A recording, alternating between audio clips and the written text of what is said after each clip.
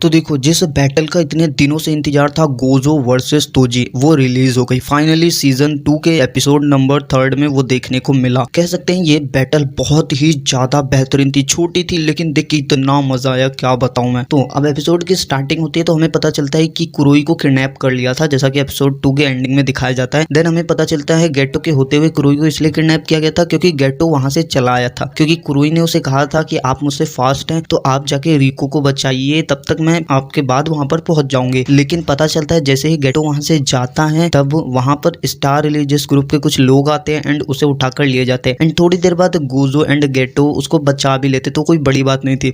फिर हमें देखने को मिलता है कि वो चारों के चारों ओकिनावा, मतलब पहले वो जहाँ थे वहां से दूसरी जगह जाते हैं फ्लाइट पकड़ के ओकिनावा, एंड वहां पर वो काफी ज्यादा एंजॉय करते हैं। देन वहां पर जो गेटो कहता है गोजो से कि अब हमें जल्दी से जल्दी high school, Tokyo high school पहुंच जाना चाहिए। तो वहां पर देखते हैं कि रिको बहुत ज्यादा खुश थी। तो गोजो कहता है हम एक दिन और यहाँ पर रुकने वाले हैं एंड हम कल सुबह जाएंगे। तब यहाँ पे पता चलता है कि गोजो ने रिको को सेफ रखने के लिए अपनी कर्स टेक्निक का इस्तेमाल किया। उसके चारों तरफ एक बैरियर बना रखा है जिसकी वजह से उसे ज्यादा चोट नहीं लग सकती या उसे कोई मार नहीं सकता है। और दूसरी बात ये थी कि गोजो ने उसे पिछले दिन से, मतलब जब वो ओकिनावा पहुंचे थे उससे एक दिन पहले से ही उस कर्स टेक्निक को उस पर लगा रखा था, जिसकी वजह से गोजो की स्ट्रेंथ कम हो रही थी। क्योंकि देखो, जितनी वो कर्स टेक्निक का इस्तेमाल करेगा वो उतना कमजोर होगा, क्योंकि कर्स टेक्निक से उसकी एनर्जी बहुत खत्म होती है। तो गेटो यहाँ पर गोजो से कहता है कि तुम्हें आराम कर लेना चाहिए क्योंकि तुम इसे एक दिन पहले से कर रहे हो और तुम्हारी एनर्जी कम हो रही है। तो यहाँ पर गोजो कहता है उसकी कोई जरूरत नहीं है। तो देखो, गोजो यहाँ पर एक खास बात और बोलता है कि ये काफी अच्छा रहेगा कि जब तक हम टोक्यो पहुंचे रिको के ऊपर जो 30 मिलियन की बॉन्टी थी वो खत्म हो जाएगी एंड फिर इसे मारने के लिए कोई आएगा ही नहीं। एंड गोजो ने ये सोचा था, इसीलिए वो सोचता है कि यहाँ एक दिन और रुक जाते हैं जिससे आसान होगा, तब तक बॉन्टी भी खत्म हो जाएगी एंड फिर हमें इतनी टेंशन लेने की जरूरत नहीं होगी। देन वो वहाँ एक दिन एंजॉय करते हैं एंड फिर वो पहुंचते हैं हाई स्कूल टोक्यो। एंड वहां पर गोजो पहुंचते ही कहता है अब हम स्कूल के बैरियर में हैं तो हमें टेंशन लेने की कोई जरूरत है नहीं। एंड देन जैसे वो ये बात बोलता है तभी हम देखते हैं किसी ने उसकी छाती में एक तलवार घुसेड़ दी। एंड सच में यहाँ पर गेटो बहुत ज्यादा शॉक हो जाता है कि ये कैसे हो सकता है। तभी यहाँ पर हमें दिखता है कि तोजी, एंड हाँ, वो बैटल फील्ड में आ चुका था। और तभी गोजो कहता है कि मैं इसकी कर्स टेक्निक को सेंस भी नहीं कर पाया, और गेटो ने तभी अपना एक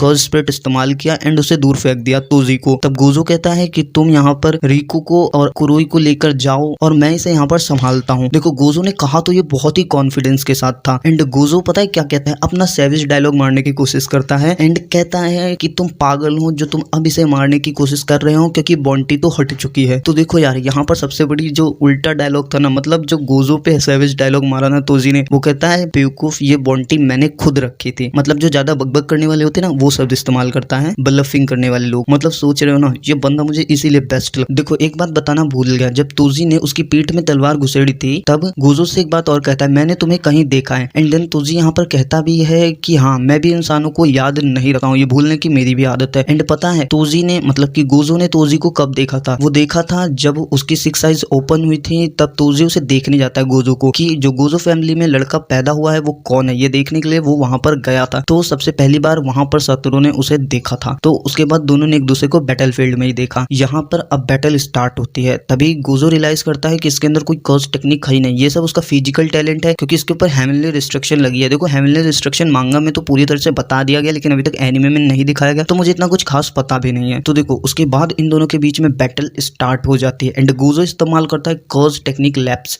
एंड हाँ, यहाँ पर वो ब्लू वाला इस्तेमाल करता है। वो 2 टेक्निक इस्तेमाल कर सकता है, ब्लू एंड रेड। यहाँ पर वो केवल ब्लू इस्तेमाल करता है क्योंकि रेड उसे आती ही नहीं है इस्तेमाल करनी। एंड वो पूरे आसपास जितना भी, मतलब जब वो टोक्यो हाई स्कूल में पहुंचे थे वहां पे जितनी भी बिल्डिंग थी उन सभी को खत्म कर देता है। एंड गोजो सोचता है कि अब उसके पास छिपने की कोई जगह है ही नहीं। देन उसे रियलाइज होता है उसने सबसे बड़ी गलती कर दी। यहाँ पर हम देखते हैं कि कुछ कीड़े जो जंगल से उठ के आते हैं, तो देखो जो कीड़े जंगल से उड़ के आ रहे होते हैं उनका नाम था फ्लाई हेड्स। एंड वो गोजो को चारों तरफ से घेर लेते हैं।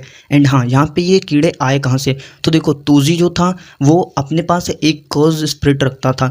एंड सच बताऊं तो ये कर्स स्पिरिट काफी खतरनाक है क्योंकि वो अपने अंदर वेपन्स को स्टोर कर सकता है एंड उसी ने इन फ्लाई हेड्स को प्रोड्यूस किया था। तो सोच सकते हैं काफी काम की ये कर्स स्पिरिट है। एक बात मुझे अभी भी डाउट लगती है, देखो तोजी कोई भी कर्स टेक्निक का इस्तेमाल कर नहीं सकता, तो एक कर्स स्पिरिट को कैसे काबू कर रहा है, ये सोचने वाली बात है। तभी गोजो थोड़ी देर उन जितने भी फ्लाई हेड्स थे उनके बीच में खड़ा रहता है एंड उसे रियलाइज होता है कि उसका टारगेट मैं नहीं बल्कि रिको है, मतलब कि स्टार प्लाज्मा वेसल। एंड जैसे ही गोजो मुड़ता है तोजी उसके पीछे आ जाता है एंड तुरंत गोजो भी देख लेता है। एंड यहाँ पर तोजी कहता है कि तुमने मुझे बहुत जल्दी देख लिया और समझ गए, जबकि मेरे हाथ में कोई वेपन भी नहीं था। मतलब अगर वेपन में कर्स्ड एनर्जी है तो गोजो से महसूस कर सकता है। तब तोजी कहता है 6 आई एबिलिटीज की वजह से ये काफी ज्यादा आसान है, इसीलिए तुमने मुझे देख लिया। एंड देन वो एक अलग तरह की स्वॉर्ड इस्तेमाल करता है और गोजो की इन्फिनिटी को फाड़ देता है। और सच बताऊं, जैसे ही गोजो की इन्फिनिटी को वो फाड़ता है, सीधे जाके वो गोजो की गर्दन में तलवार को घुसेड़ता है एंड गोजो को फाड़ देता है। सच बता रहा हूँ, गोजो को बहुत बुरी तरह मारता है, पूरी फिजिकल स्ट्रेंथ दिखा देता है। गोजो को पैर में तलवार, हर जगह तलवार से छेद कर देता है। और सच बताऊं तो ये मैच पूरा वन साइडेड था यार, मुझे लगा ही नहीं था गोजो इतना वीक दिखा सकते हैं, और या तो तोजी इतना पावरफुल है। देखो यहाँ पर एक फैक्टर और है जिसकी वजह से गोजो इतना वीक हो गया था, क्योंकि गोजो ने पहले बहुत ज्यादा कर्स्ड एनर्जी इस्तेमाल कर ली थी, तो वो वीक हो गया था। तो देखा जाए ये सारा प्लान भी तोजी का था, तो कह सकते हैं ना भाई, उसने सारी पावर एंड दिमाग दोनों का इस्तेमाल किया है। हाँ, ये बंदा सिर्फ दिमागदार नहीं बल्कि पावरफुल भी है। तो यहाँ पर उसने गोजो की बहुत बुरी वाली पिटाई कर दी, गोजो को लगभग मार दिया। अगर उसको स्टार प्लाज्मा वेसल के साथ गोजो को मारने का मिशन भी मिला होता तो सच बता रहा हूँ गोजो यहाँ पर खत्म हो जाता एंड यूजी इतादोरी को फिर पता नहीं कौन सा टीचर मिलता।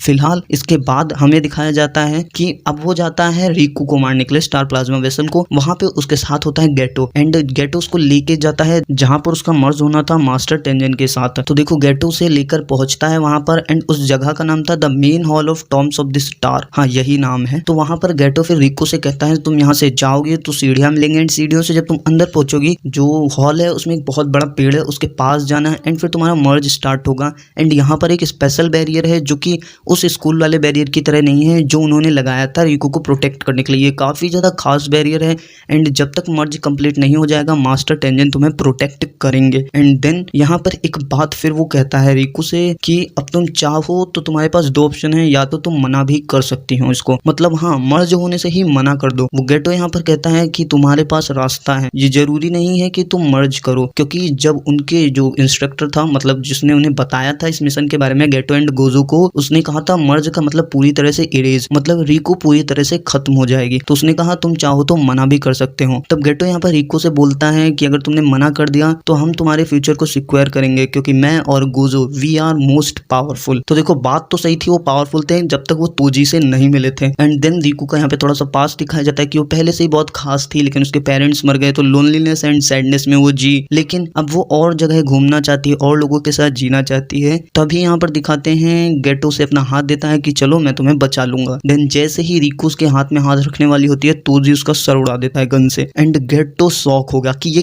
कैसे हो सकता है। तभी गेटो पूछता है तुम यहाँ पर कैसे हो, मतलब कि वो डायरेक्ट पूछ रहा है तोजी कि तुम यहाँ पर पहुंचे कैसे, क्योंकि उसे पता था बाहर गोजो है एंड गोजो से जीत कर यहाँ पे पहुंचना बहुत मुश्किल है। तभी तोजी बोलता है गोजो को मैंने मार दिया एंड फिर गेटो गुस्से में आ जाता है एंड वो अपने दो तगड़े कर्ज स्प्रिट इस्तेमाल करता है एंड एपिसोड एंड हो जाता है। तो मतलब अब अगले एपिसोड में हमें तोजी वर्सेस गेटो देखने को मिलेगी, जो कि और बेहतरीन होगी शायद। मैं बता रहा हूँ, पूरा एपिसोड देखने के बाद यही लग रहा था कि सच में यार गोजो बहुत ज्यादा वीक है। सच में यार, सच में तोजी का मैच वन साइडेड था गोजो के साथ, मतलब तोजी ने इतनी बुरी तरह मारा था गोजो को।